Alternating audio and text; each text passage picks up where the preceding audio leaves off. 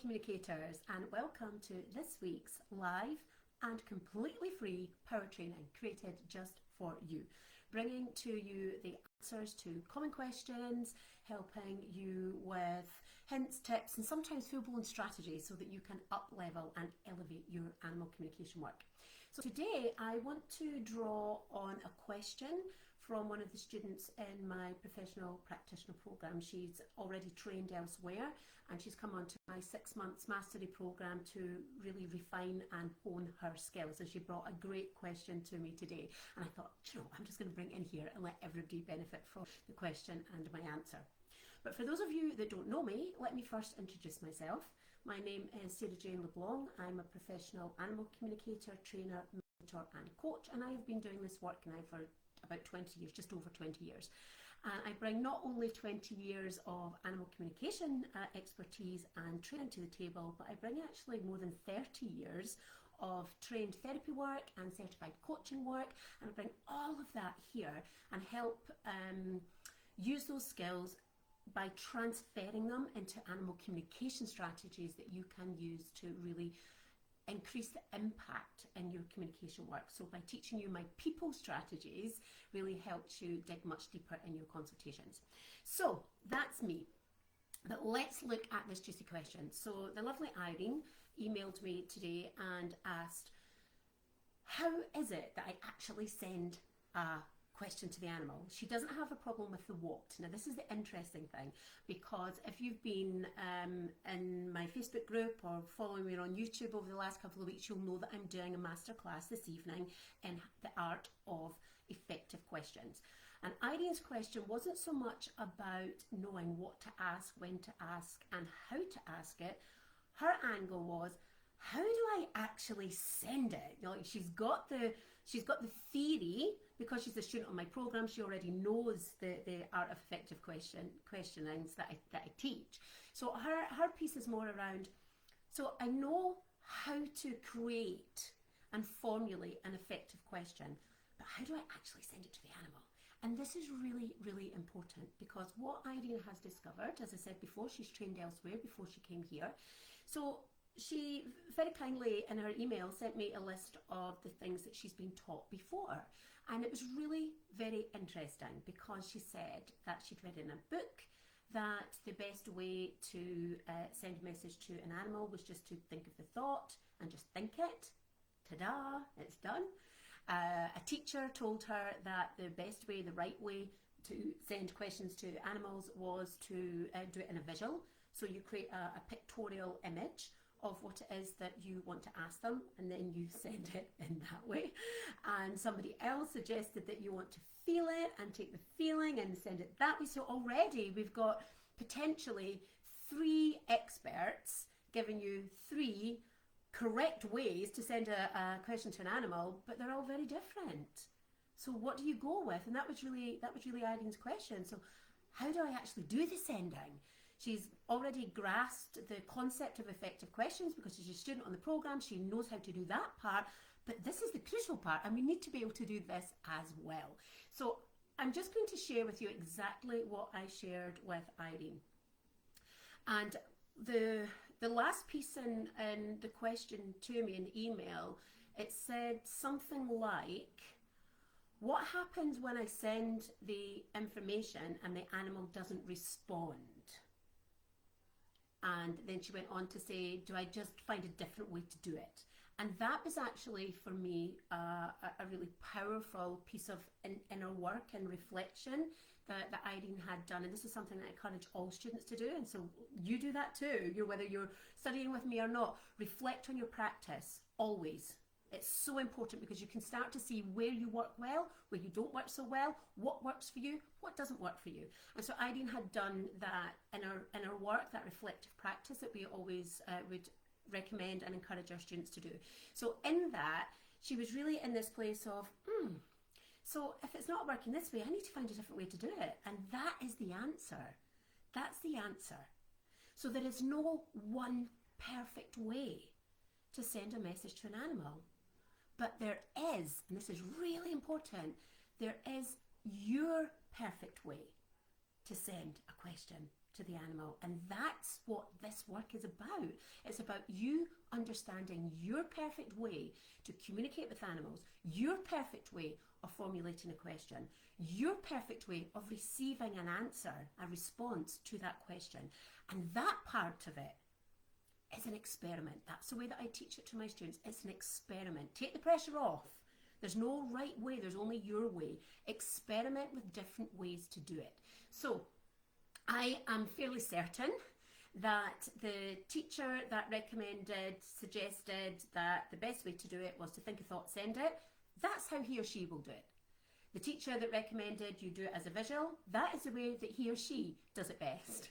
The teacher that recommended that you send it as a feeling, that is the way that they communicate most easily or in the best way for them. So they're teaching what works for them. But here's the thing. I do not believe at all that animal communication is a cookie cutter system. It's just not. We're all individuals. We as human beings are individuals. The animals that we work with as sentient beings are individuals. So we all have our different strengths. We all have our different way to do things and our preferred way to do things. So I wasn't going to say this, it's just come in my head and it's really there, so I'm just going to say it with much love, much compassion. If you are studying with somebody that says this is the way you have to do it has to be done like this, in this order, in this structure, that's how you do it, I would question that. I really would. I suspect that that's the way the teacher does it best, and they've just created a teaching format around that. I do not believe that anybody in my program should leave my program communicating in exactly the way that I do or any of my coaching team does. We do it our own way. My job as your teacher, as your guide, as your mentor, is to support you in finding your own way to do it. So when somebody tells you, this is how you send a question, or this is how you do something in relation to animal communication, just have that open mind. That's how you do it best. Maybe I do it differently, and just be okay with that. I give you full permission to do it differently from the books, differently from the CDs, differently from the teacher that you're training with, as I give permission to all students on my programs to do it differently from the way that I do it, or differently from the way that my coaches communicate as well. So the answer to this question is, there is no one perfect way to send a question to an animal, but there is your perfect way. And that's where you want to be really practicing and experimenting. Do you do it best by sending a thought? Do you do it better if you really feel into it and feel it in your body and send it as a really motion to the animal? Or does it work better for you to conjure up a picture, an image, whether that's a still image or a moving image? Does that work best for you? Only you know. And so here's the other piece that I shared with Irene. Firstly, to practice with all those different ways of doing it and see what works best for her. But this is the kind of crux of this teaching. And this is from my own personal, real lived experience, as well as many, many, many students that I've supported over the years, learning how to become not just animal communicators, but certainly those that are working at professional practitioner level. This is what happens. When you discover your best way to do this work, when you've tried and practiced and experimented and you really feel secure in how you do the work and how you can show up as your best self, when you reach that point, even if you're only 80%, like, I'm 80% certain that this is my best way, I'm 80% certain, or even 75% certain that this is the strongest way for me to send a question. When you hit there, something magical happens. Your doubt becomes lower and your confidence becomes higher, and therefore the channel between you and the animal becomes clearer, and therefore there's not the same rebound of doubt and insecurity about being able to send a question. So I usually find that the animals will always answer you, they will always respond, and they will understand you because you're working with a clearer route from you to them. So really, this piece about experimenting and practicing is so very, very important, because when you feel stronger and more confident in that, something changes. The energy that you are in, the confidence that you are in as an animal communicator changes, and the animals are more able to hear you more easily because there's less stuff in the way. There's no blockages of doubt and insecurity and lack of confidence and questioning, like, oh my God, I don't know how to send a question, they're never going to understand it. None of that's in the way. It's all just been cleared out, and so that flow is much clearer, much easier. So that's my answer to the lovely Irene on my program, and my training and teaching suggestions for you here in terms of how to send a telepathic, intuitive question from you to the animal. Now, here's the thing. Irene already has a good grasp on what to question, how to question, when to question. Her question was about how does she actually send that? So if you are struggling anywhere in your communication work, you get stuck, or you go round in circles, or you don't know where to go next, or you lack flow in your consultation and your actual conversation, then you really do not want to miss the masterclass tonight. It's happening today. I'm so excited. I really am so excited. I've been tweaking it and adding to it and changing colors and just really geeking out on the slides. So if you want to know more about how to get unstuck, how to ask the most effective questions that you possibly can so that you can be as effective as possible as an animal communicator, so you can create change, so that you can understand a problem, so that you can really get to grips with what's really going on. If you would like some direction and some support and some mentorship around that, don't miss my class. It's happening tonight, 6 p.m. UK time. I will put the link in the description, or you can just type me in capital letters. If you're in my Facebook group, just type me and I'll send the information across to you on Messenger.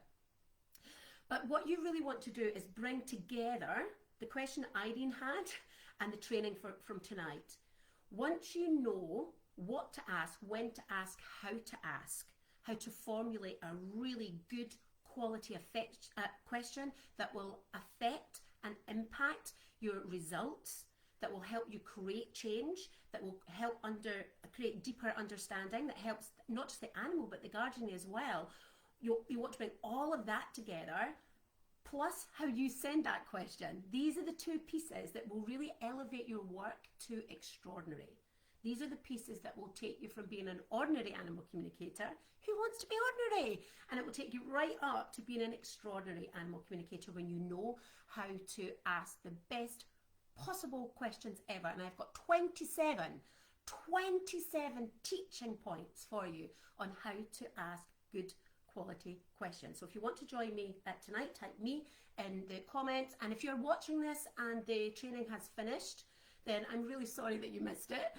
But do let me know if you're interested, because if there's enough interest, I will maybe run it at another time. So please don't hesitate to get in touch with me on any of the contact details on my YouTube bio, or here in the group. You can just message me and I'll run it again if there's enough interest to do that. So that is my power training for you today. How to send a question to an animal. There's not one perfect way to do it, but there is your perfect way to do it, and your job is to just keep showing up, keep practicing, keep experimenting until you find the way that works best and most easily for you. And then when you have that, you want to apply all the strategy around mastering effective questions so that you can truly be the best that you possibly can be. Now I see we have a few people here live. I can't see without my glasses, so let's see. Oh yeah, Robin saying, I can't wait, neither can I. I'm so excited. I really am. I've been geeking out. I changed the colours of my slides. I've always used just the colours and the setup that I normally use. I've used for years, and I've changed all that, and I'm really excited about that too. So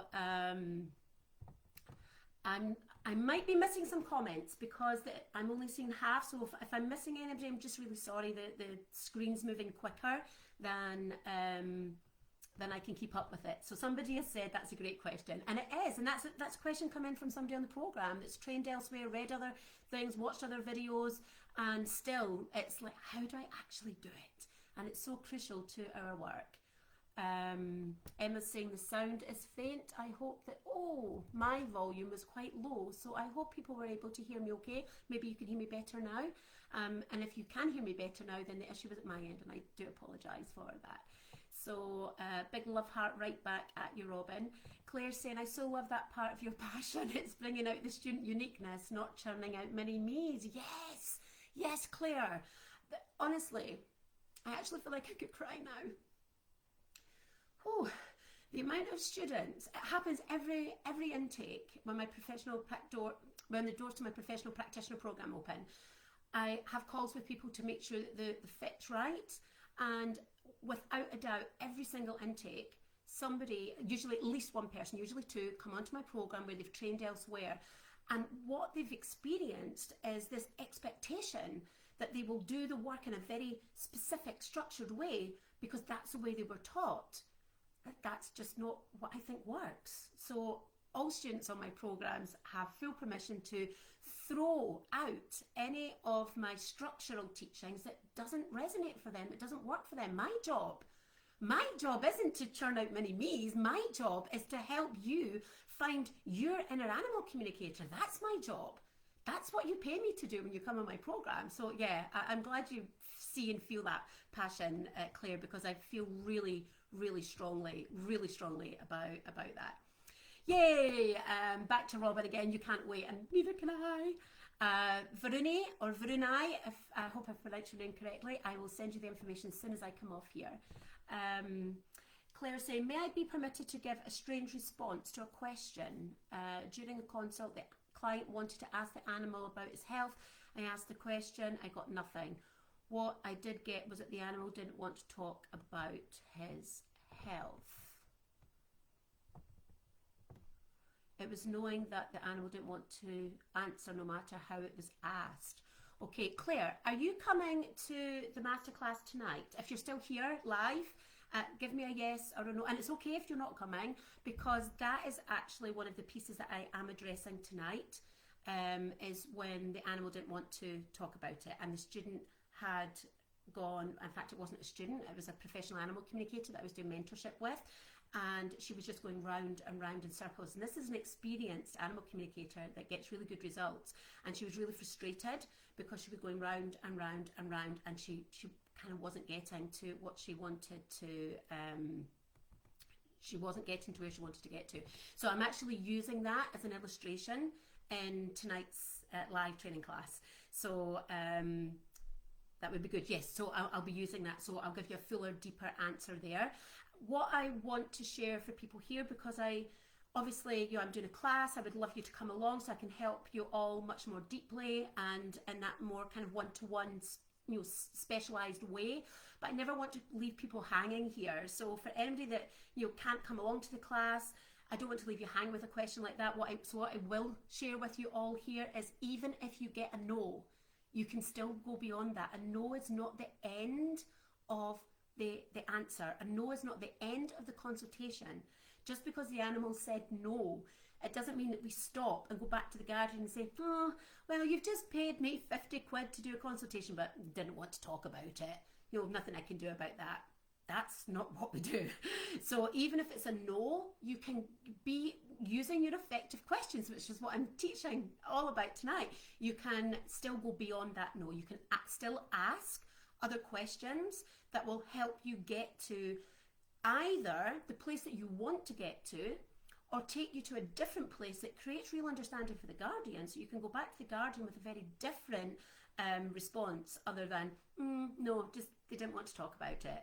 You can actually go and explain why. And what I have found, and certainly supporting students with these techniques, is that when you do that, when you master that part of the effective questions, that you nearly always, in fact, I would say so far, always you're able to go into and engage conversation around the topic that the animal didn't want to necessarily engage with. So it's absolutely possible to still do that. So we'll be covering that in more detail in the class tonight. Can you count me in as long as I feel fit enough? Yes, Absolutely. And there's a replay. It's available till Sunday midnight UK time. So if anybody is thinking, yeah, I want to come along, but you can't be with me live, there is a replay available too. So that's it for me today. A little bit over, but some juicy questions in here. So be thinking about how you best send information, how do you best receive information, and take all of that to start practicing and experimenting with how you send questions. That, coupled with knowing and understanding how to question, when to question, where to question, when you put both of these together, this will absolutely just revolutionize your work. It will increase your impact. It will also cut down the amount of time that you spend in a consultation as well, because you're not going round and round houses. So if you want to join me on the masterclass tonight, just type me in the comments on Facebook or reply on YouTube. And if you're watching this after the event, still let me know and I might just run it again. So until next week, everyone, please take great care of yourselves, take even greater care of your animals, and always keep communicating. Till then, bye.